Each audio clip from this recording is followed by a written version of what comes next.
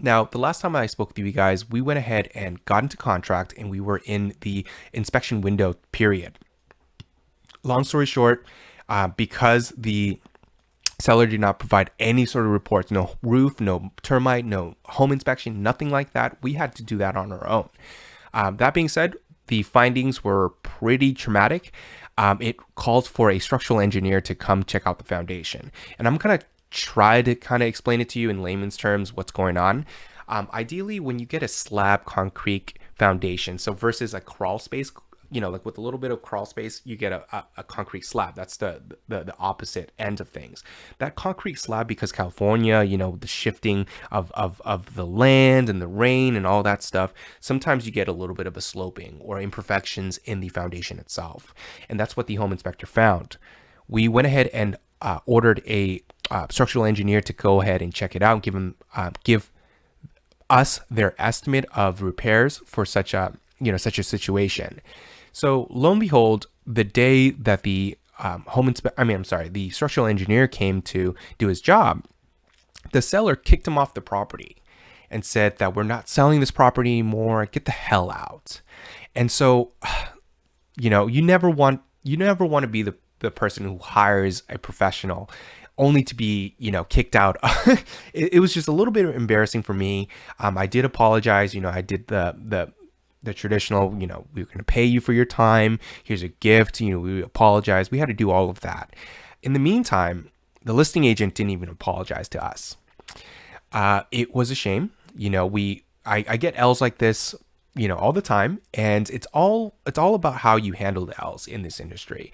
But it just kind of bugs me sometimes when the listing agents or your transaction partner, your other agent, doesn't respect you or doesn't respect the process or doesn't care, right? And in this case, the listing agent didn't really care in the sense that the seller changed his mind randomly when you get into contract. When your listing was listed for 3 weeks, they could have changed their mind.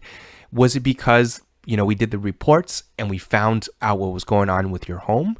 It just gives you another example, another reason why I'm a huge advocate of when you're listing a home, get the fucking reports done. It's about $500.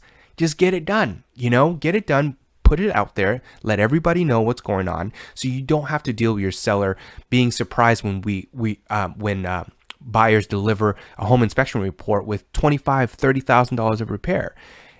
That's just elementary stuff. But in smaller markets, they really don't know how to control their clients, and this is what happened. They went ahead and canceled the listing. We had already spent about $1,000 on home inspections just to get a clear answer because they didn't do it. It hurt my clients a lot, and I saw that. And so I wanted to kind of share with you guys what I told them.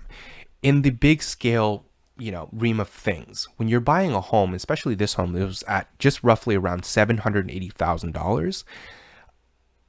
It may look big that you spent $1,000 to find out that the home was not for you at that moment.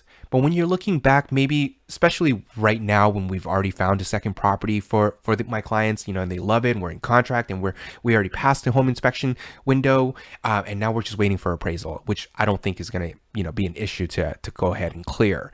But when we're in that moment, you're down $1,000. That's everything to you, right?